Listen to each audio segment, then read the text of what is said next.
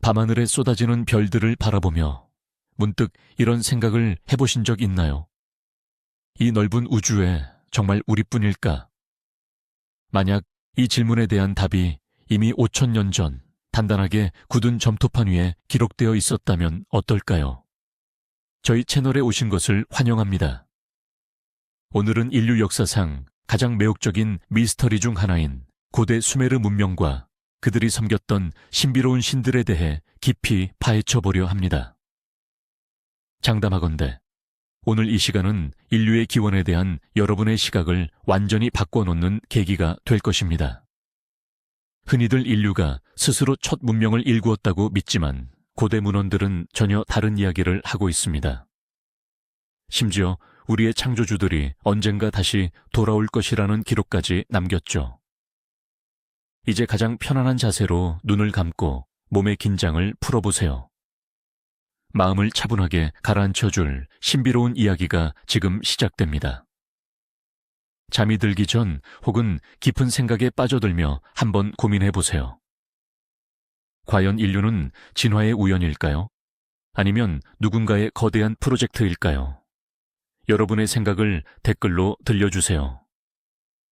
이 거대한 비밀의 실마리를 찾기 위해 우리는 아주 먼 과거로 여행을 떠나야 합니다. 티그리스 강과 유프라테스 강 사이의 비옥한 땅, 지금의 이라크 지역을 상상해 보세요. 약 6,000년 전, 그곳에는 마치 아무것도 없던 곳에서 갑자기 솟아오른 듯한 고도의 문명이 존재했습니다. 바로 수메르입니다. 그들은 바퀴와 수학, 천문학, 그리고 정교한 법률 체계를 세상에 내놓았습니다.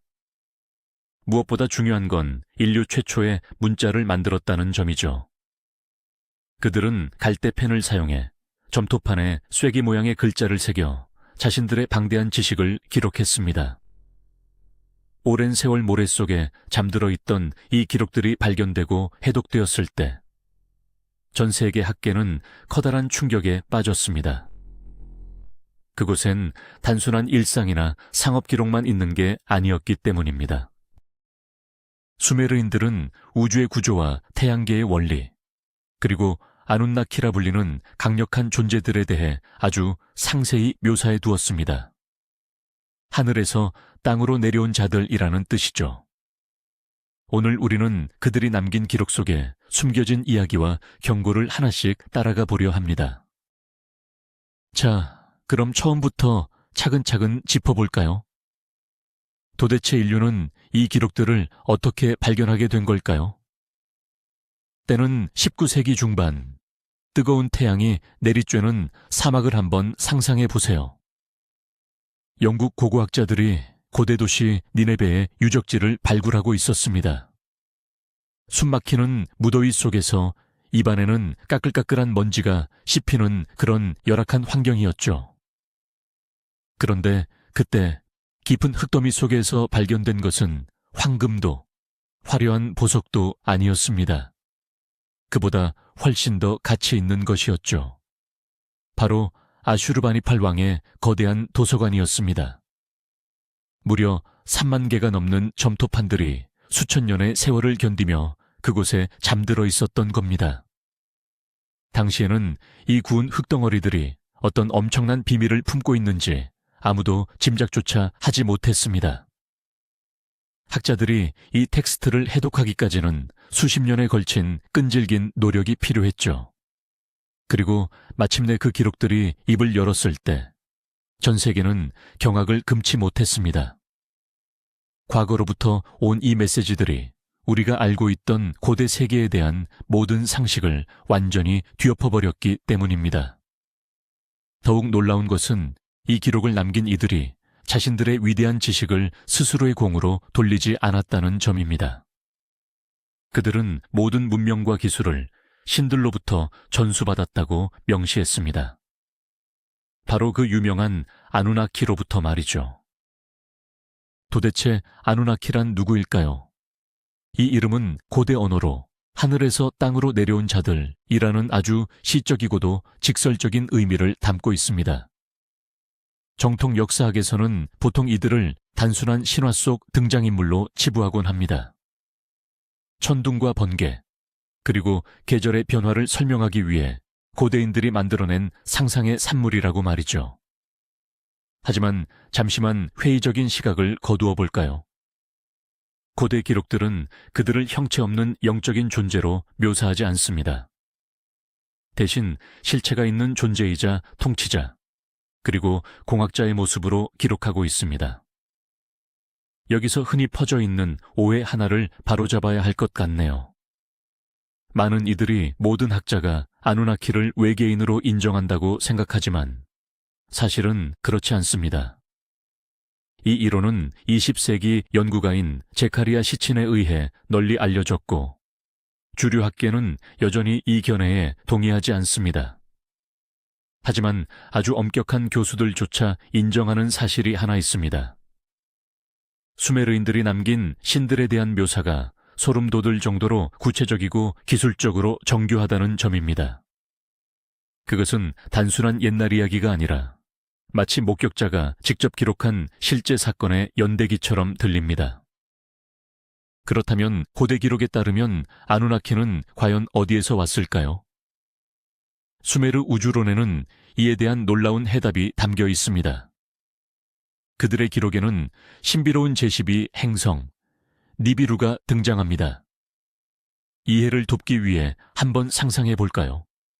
우리 태양계를 하나의 시계라고 가정해 보겠습니다. 다른 모든 행성이 태양 주위를 정해진 원형 궤도로 돌고 있다면 니비루는 마치 거대한 우주의 시계추와 같습니다. 그 궤도가 아주 길게 늘어진 타원형을 그리며 움직이기 때문이죠. 일부 학자들의 해석에 따르면 니비루가 태양계 안쪽을 통과하는 것은 3600년에 단 한 번뿐입니다. 그 외의 기나긴 시간 동안 니비루는 차갑고 깊은 우주 저편에 머뭅니다. 고대 문헌은 이 행성을 붉게 빛나는 신들의 고향이라 묘사하고 있습니다. 결국 아누나키가 지구에 계속 상주하지 않는 이유도 바로 이 거대한 공전 주기 때문입니다. 그들은 자신들의 모행성이 가진 고유한 리듬에 맞춰 움직이고 있는 것입니다. 여기서 합리적인 의문이 하나 생깁니다. 외계 지성체들이 도대체 왜 지구가 필요했을까요? 슈메르 점토파는 이에 대해 매우 현실적인 답을 제시합니다. 그들은 우리의 정신적 가치나 우정 같은 것에는 관심이 없었습니다. 그들이 원한 건 오직 자원, 정확히 말하면 금이었습니다. 기록에 따르면 당시 니비루 행성의 대기가 파괴되기 시작했다고 합니다. 그들은 자신의 터전을 구하기 위해 대기 중에 미세한 금 입자를 살포해야만 했습니다. 일종의 우주 방사선 차단막을 만들려 했던 것이죠.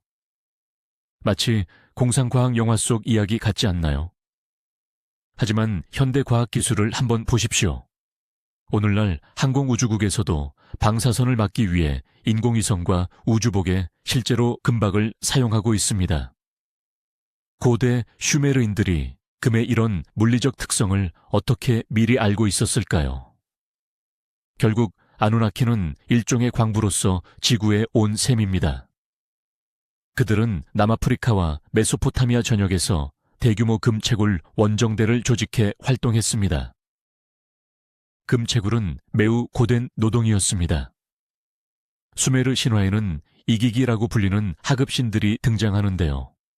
바로 이들이 지구의 광산에서 투입되어 일해야 했던 존재들이었습니다. 한번 상상해 보세요. 드넓은 우주를 누비던 강력한 존재들이 어두컴컴한 땅속 깊은 곳까지 내려가야 했던 그 장면을 말이죠. 그들은 수백 년 동안 바위를 파헤치며 고통스러운 시간을 보냈습니다.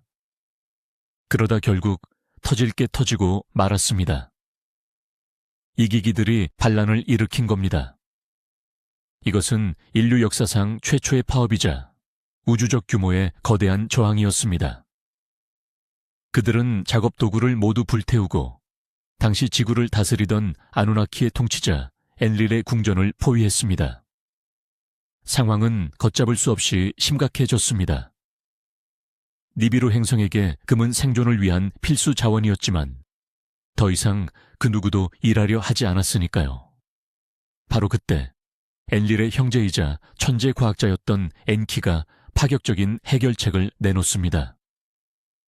이 고된 노동을 대신 수행할 원시적인 노동자를 직접 만들겠다고 말이죠. 바로 이 지점에서 수메르의 역사는 현대 유전학 이론과 놀라울 정도로 일치하기 시작합니다. 엔키는 단순히 마법을 부려 무에서 인간을 뚝딱 만들어낸 것이 아닙니다. 고대 기록은 아주 복잡한 과정을 설명하고 있죠. 신들이 지구에 존재하던 생명체의 정수를 취해 그것을 신들의 피와 섞었다고 말입니다. 이것을 현대적인 관점에서 풀이하자면 영락없는 유전자 공학의 이야기입니다. 이미 지구에 살고 있던 유인원의 DNA에 아누나키의 유전 정보를 주입한 것이니까요. 점토판의 기록에 따르면 그렇게 최초의 인간이 탄생했습니다. 그의 이름은 아다무. 어딘가 익숙한 이름이지 않나요? 이 이야기는 흙으로 아담을 빚었다는 성경의 창조 설화와 매우 닮아 있습니다. 하지만 수메르 기록은 성경보다 훨씬 더 오래전에 쓰였습니다. 당시 기록에 따르면 인간은 단 하나의 목적을 위해 창조되었습니다. 바로 신들을 대신해 금을 캐는 순종적인 일꾼이 되는 것이었습니다. 인간이라는 새로운 노동력은 기대 이상으로 성공적이었습니다. 개체수는 빠르게 늘어났고 그들은 성실하게 일했습니다. 하지만 곧 새로운 문제가 발생했습니다. 수메르 기록에 따르면 인류가 내는 소음이 최고 통치자 엔릴이 견디기 힘들 정도로 커졌다고 합니다. 인간들은 너무나 소란스러웠고 지나치게 활발했습니다. 게다가 신들의 예상보다 훨씬 더 빠르게 진화하기 시작했죠. 처음부터 인간 창조 프로젝트를 달가워하지 않았던 엔릴은 이 상황을 아주 극단적인 방법으로 해결하기로 마음먹었습니다. 바로 지구상에서 인류를 완전히 쓸어버리는 것이었습니다. 마침 행성 니비루가 다시 지구로 접근하고 있었습니다. 니비루의 거대한 중력은 지구에 엄청난 재앙을 불러올 것이 분명했습니다. 엔릴은 모든 신에게 이 사실을 인간들에게 비밀로 하라고 명령했습니다. 인류가 거대한 파도에 휩쓸려 몰살당하게 만들기 위해서였습니다. 이것이 바로 우리가 오늘날 대홍수라고 부르는 사건의 실체입니다.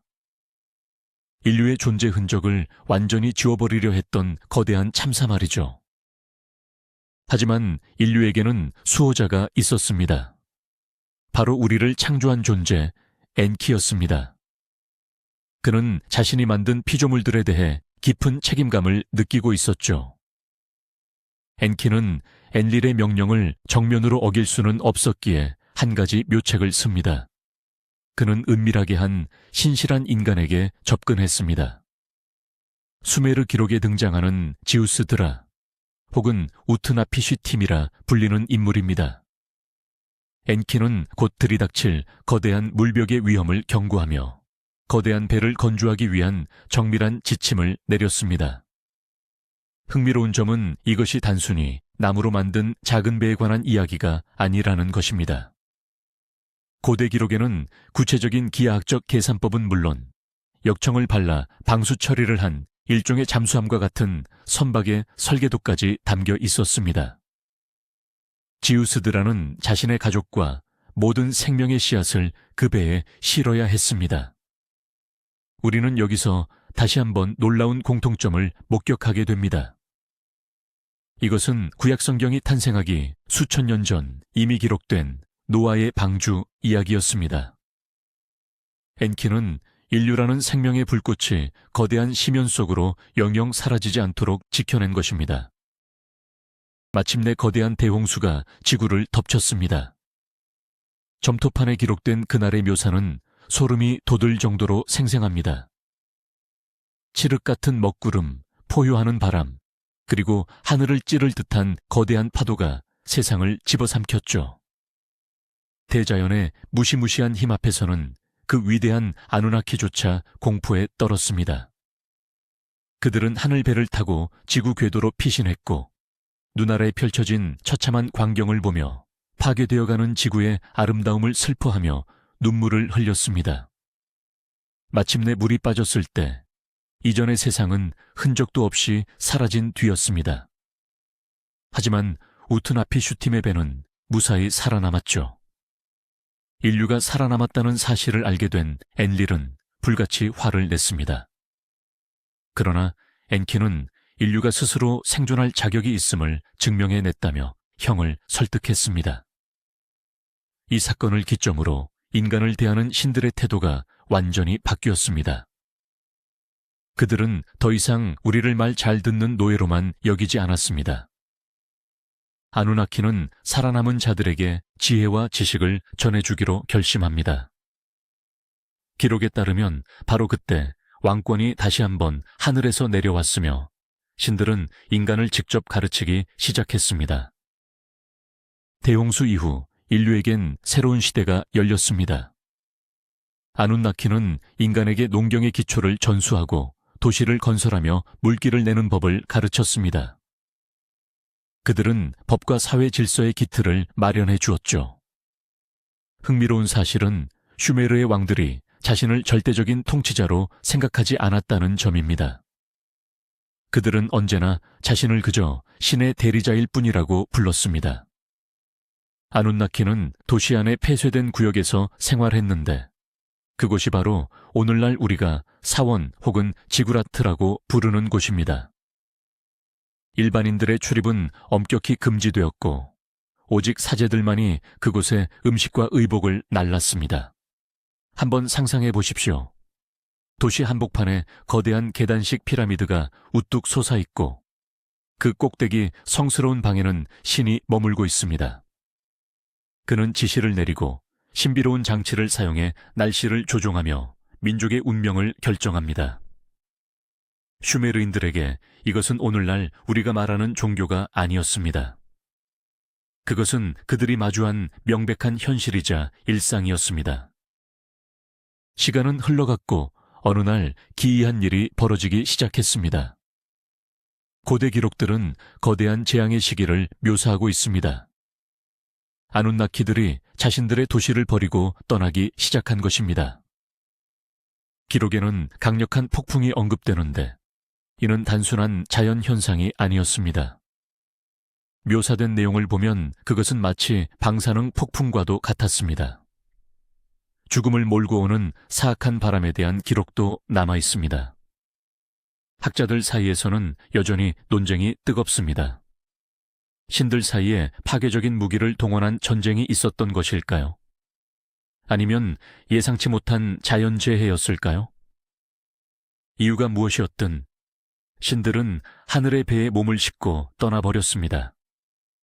인간들만을 홀로 남겨둔 채 말이죠. 이는 당시 문명에 엄청난 충격을 안겨주었습니다. 도시는 텅 비었고 세상은 혼돈에 빠졌습니다. 사람들은 마치 부모에게 버림받은 아이처럼 막막함을 느꼈습니다. 바로 이 시기에 사제들은 절박한 마음으로 자신들이 가진 모든 지식을 점토판에 새기기 시작했습니다. 창조주에 대한 기억과 그들이 남긴 가르침을 보존하기 위해서였습니다. 그들은 미래 세대를 위해 그 모든 기록을 남겼습니다. 이 고별의 메시지 속에는 우리가 결코 간과해서는 안 될 가장 중요한 경고가 담겨 있습니다. 수메르인들이 생각하는 시간의 개념은 현대인인 우리와는 근본적으로 달랐습니다. 우리는 시간을 과거에서 미래로 흐르는 하나의 직선으로 보지만 고대 메소포타미아 사람들에게 시간은 거대한 원처럼 순환하는 것이었습니다. 과거에 일어났던 일은 언젠가 반드시 되풀이된다고 믿었죠. 그들은 거대한 우주의 주기를 믿었고 그들이 남긴 경고는 매우 명확합니다. 신들의 떠남은 영원한 작별이 아니었습니다. 니비루의 궤도는 상상할 수 없을 만큼 거대하지만 결코 변하지 않으니까요. 이 거대한 주기가 끝을 맺을 때 그 행성은 다시 우리 하늘의 모습을 드러낼 것입니다. 그리고 우리를 창조했던 존재들이 다시 돌아오게 될 것입니다. 고대 사제들의 기록에 따르면 그들이 돌아오기 전 지구에는 심상치 않은 징조들이 나타나기 시작할 것이라고 합니다. 대자연의 균형이 무너지고 강력한 지진과 하늘의 이상 현상, 그리고 사람들 사이에는 걷잡을 수 없는 혼란이 몰아칠 것이라고 말이죠. 이 모든 것들이 오늘날 전 세계에서 일어나고 있는 일들과 묘하게 닮아 있다는 생각 들지 않으신가요? 그렇다면 이들의 귀환은 우리에게 어떤 의미일까요? 고대 문헌을 연구하는 학자들 사이에서도 의견이 분분합니다. 어떤 이들은 수메르인들이 외계 함대의 실제적인 귀환을 묘사했다고 믿습니다. 만약 그렇다면 우리는 조만간 창조주들 앞에서 심판을 받아야 할지도 모릅니다. 그들이 과연 우리가 이 지구를 갖고 온 방식을 기껍게 여길까요? 우리가 그들의 소중한 자원을 낭비하고 자연을 파괴한 것을 어떻게 생각할까요? 반면 초록색 외계인이라는 단편적인 신화에서 벗어나야 한다는 주장도 있습니다. 이 경고가 일종의 은유라는 것이죠. 즉, 아누나키의 귀환은 주기적으로 반복되는 전 지구적 재앙을 상징한다는 해석입니다. 이는 우주가 살아 움직이는 유기체이며 지구 또한 그 영향권에서 벗어날 수 없음을 상기시켜 줍니다. 스쳐 지나가는 행성 하나가 지구의 자극을 뒤흔들거나 급격한 기후변화를 일으킬 수도 있으니까요. 해석이 어떠하든 고대의 기록은 우리에게 분명한 메시지를 전하고 있습니다. 늘 경각심을 가지고 깨어 있으라고, 그리고 이 광활한 우주 속에서 인간이라는 존재가 얼마나 겸허해야 하는지를 잊지 말라고 말입니다. 현대 과학의 시선으로 이 문제를 한번 바라보겠습니다. 과연 그 신비로운 행성은 실제로 존재했을까요? 오랫동안 천문학자들은 이런 아이디어를 그저 허무맹랑한 소리로 치부해 왔습니다. 하지만 최근 몇 년 사이 분위기가 완전히 바뀌기 시작했습니다. 과학자들은 우리 태양계의 가장 바깥쪽 끝자락에서 아주 기묘한 현상들을 발견했습니다. 명왕성 궤도 너머에 있는 얼음 소행성들이 마치 거대하고 보이지 않는 무언가의 중력에 이끌리는 것처럼 움직이고 있었던 겁니다. 이제 천문학자들은 이른바 제구 행성의 존재를 매우 진지하게 추적하고 있습니다. 이 행성은 덩치가 거대하면서도 아주 길쭉한 타원형 궤도를 가졌을 것으로 추정되는데, 이는 5,000년 전 수메르인들이 묘사했던 내용과 놀라울 정도로 일치합니다. 단순한 우연일까요? 그럴지도 모릅니다. 하지만 아주 먼 옛날 희미한 등잔불 아래에서 점토판에 새겨 넣었던 기록들을 오늘날의 첨단 컴퓨터 모델이 입증하고 있다는 사실은 정말 소름 돋을 정도로 놀랍지 않나요? 수메르 연대기에는 우리가 결코 간과해서는 안 될 또 다른 중요한 경고가 담겨 있습니다. 바로 인간의 오만함에 대한 경고입니다. 신들이 떠나며 인간에게 세상을 다스릴 권력을 주었지만 동시에 조화를 유지하기 위한 엄격한 규칙도 함께 남겼습니다. 수메르 기록에서 자주 언급되는 에미미라는 개념이 있습니다. 이것은 별들의 움직임부터 인간의 사소한 행동까지 만물을 다스리는 신성한 프로그램, 즉 운명의 법칙을 뜻합니다. 슈메르인들은 이 법칙이 무너지고 사회가 탐욕과 불의로 가득 차면 신들이 다시 돌아와 질서를 바로잡을 것이라 믿었습니다. 그리고 그 질서는 아주 냉혹하고 단호하게 마치 철권으로 통치하듯 세워질 것이라고 말이죠. 결국 이 경고는 하늘이 아닌 우리 내면을 향하고 있습니다. 뛰어난 기술과 막강한 권력을 가졌다고 해서 우리가 신이 된 것은 아닙니다. 우리는 광활한 우주 앞에서, 그리고 우리 스스로가 저지른 실수 앞에서 여전히 한없이 나약한 존재일 뿐이라는 사실을 이 연대기는 일깨워주고 있습니다.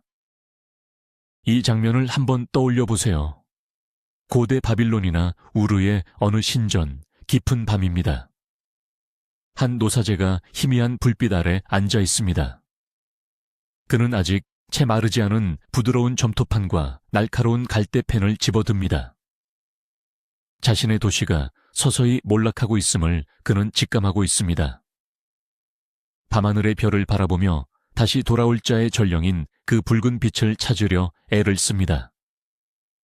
그는 한 획 한 획 정성을 다해 글자를 새겨 넣습니다. 대홍수의 기록, 엔키의 지혜와 엔릴의 엄격함에 대해 써내려갑니다.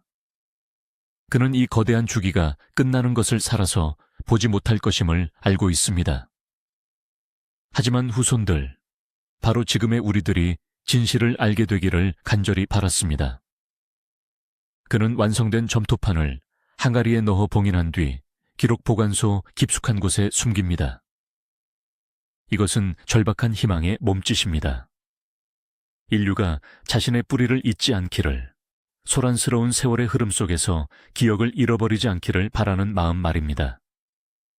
그리고 수천 년이 흐른 지금, 우리는 마침내 그의 메시지를 마주하고 있습니다. 그런데 왜 이 이야기는 오늘날 우리에게 이토록 깊은 울림을 주는 걸까요? 왜 수많은 사람이 아누나키와 고대 문명에 그토록 열광하는 것일까요? 아마 그 답은 우리 마음속, 즉 심리적인 요인에 있을지도 모릅니다. 이 끝을 알 수 없는 차갑고 광활한 우주에 우리만 덩그러니 남겨졌다는 사실을 받아들이기는 결코 쉽지 않으니까요. 그래서 우리는 일종의 보호자를 찾고 있는지도 모릅니다. 우리보다 훨씬 지혜롭고 우리의 난제들을 단번에 해결해 줄 그런 존재 말이죠. 혹은 우리가 왜 존재하는지, 그 근원적인 의미를 깨우쳐 줄 존재를 말입니다. 수메르 신화는 우리가 거대한 무언가와 연결되어 있다는 달콤한 환상을 심어줍니다. 당신은 어쩌다 태어난 우연의 산물이 아니다. 당신은 의도적으로 창조되었으며 분명한 목적이 있다라고 말이죠. 설령 그 목적이 단순한 노동에 불과했을지라도 그것은 우리를 우주라는 거대한 체계와 보이지 않는 끈으로 이어줍니다. 이러한 생각은 때로 두렵기도 하지만 동시에 묘한 안도감을 줍니다. 우리 마음 깊은 곳에 자리 잡은 존재론적 고독을 조금이나마 덜어주기 때문입니다. 이제 미래에 대해 한번 생각해 봅시다. 만약 수메르인들의 말대로 거대한 주기가 실제로 존재한다면 우리는 무엇을 해야 할까요? 우리는 과연 창조주들과 대등하게 마주할 수 있을까요? 지난 수천 년 동안 인류는 눈부신 발전을 이룩했습니다. 이제 우리는 스스로 유전공학을 다루고 우주선을 쏘아 올리며 다른 행성의 환경을 바꾸려 시도하고 있습니다. 점토판에 기록된 고대 신들의 모습과 어느덧 닮아가고 있는 것이죠. 어쩌면 그들이 돌아왔을 때 우리가 치러야 할 진짜 시험은 단순히 살아남는 법을 찾는 것이 아닐지도 모릅니다. 우리가 더 이상 노예가 아니라는 사실을 증명하는 것, 즉 지구라는 터전을 스스로 책임질 줄 아는 지혜롭고 독립적인 종족으로 거듭났음을 보여주는 것이 핵심일 것입니다. 그런 의미에서 고대인들이 남긴 경고는 단순한 위협이 아니라 인류의 성장을 독려하는 강력한 자극제가 아닐까요? 고대의 전설에 귀를 기울이다 보면 아득한 시간의 흐름 속에 길을 잃곤 합니다. 수천 년의 세월이 마치 찰나처럼 스쳐 지나가고 수많은 왕국이 일어섰다 모래 아래로 자취를 감춥니다. 신들은 하늘에서 내려와 다시 별들 사이로 돌아갔지만 행성은 여전히 묵묵히 제 자리를 돌고 있습니다. 창밖에는 먼 옛날 수메르의 점성술사가 바라보던 바로 그 밤하늘이 펼쳐져 있습니다. 끝없는 비밀을 간직한 채 빛나는 저 별들은 그때나 지금이나 변함이 없습니다. 그리고 어쩌면 저 멀리 어딘가에서 거대한 붉은 행성이 긴 여정을 이어가고 있을지도 모릅니다. 그 행성은 서두르지 않습니다. 우주의 시계는 아주 천천히 흐르니까요. 우리에겐 아직 시간이 있습니다. 우리가 과연 누구인지 되돌아볼 시간, 그리고 서로를 아끼며 이 행성과 함께 평화롭게 살아가는 법을 배울 시간 말입니다. 이 이야기가 당신을 위한 우주의 자장가가 되었으면 합니다. 세상의 소음이 점점 잦아드는 것을 상상해 보세요. 이제 오직 고요한 영혼의 숨결만이 곁에 머뭅니다. 밤하늘의 별들은 우리의 잠을 지켜주듯 천천히 허공을 유영합니다. 오래된 서령 문자에 담긴 비밀들은 이제 우리 꿈속의 일부가 되었습니다. 우리는 이 거대하고 신비로운 우주의 조각입니다. 고대의 신들이 다시 돌아오거나 우주에 커다란 재앙이 닥칠까봐 걱정하지 마세요. 그저 시대를 관통하는 깊은 연결을 느끼기만 하면 됩니다. 최초의 인류부터 지금 당신에게 이르기까지 생명이라는 긴 실타래는 단 한 번도 끊기지 않고 이어져 왔습니다. 이제 긴장을 풀고 고대 신화의 흐름에 의식을 맡겨보세요. 우주가 우리를 포근히 감싸주고 있으니 안심하고 편안히 잠드세요. 역사는 우리에게 참으로 놀라운 깨달음을 안겨줍니다. 수메르인들이 남긴 경고는 단순히 세상의 종말을 예고하는 공포 이야기가 아니었습니다. 그 속에는 아주 깊은 철학적 메시지가 담겨 있었죠. 문명은 결국 순환한다는 것, 그리고 우리가 아무리 거대한 도시를 세우고 자연을 길들였다 할지라도 결코 신이 될 수는 없다는 사실 말입니다. 만약 우리가 세상과의 조화를 잇고 탐욕과 잔인함에 빠진다면 대홍수의 시대가 그러했듯 이 세계는 스스로를 재설정하게 될지도 모릅니다. 그것이 우주선을 타고 온 외계인의 모습이든 혹은 거대한 자연의 재앙이든 본질은 다르지 않습니다. 그들은 우리가 과거의 실수를 되풀이하지 않도록 지혜를 남겨준 것입니다. 오늘 밤 저희와 함께 메소포타미아의 신비로운 비밀 속을 거닐어 주셔서 감사합니다. 이 이야기가 여러분께 편안한 생각과 깊은 잠을 선물했기를 바랍니다. 이런 역사의 수수께끼가 흥미로우셨다면 구독과 좋아요 부탁드리고 숙면을 위한 다른 영상들도 꼭 확인해 보세요. 잠들기 전 댓글로 이 질문에 한번 답해 보시는 건 어떨까요? 여러분은 고대 신화 중 어느 부분이 진실이라고 생각하시나요? 그럼 편안한 밤 되세요. 다음에 다시 뵙겠습니다.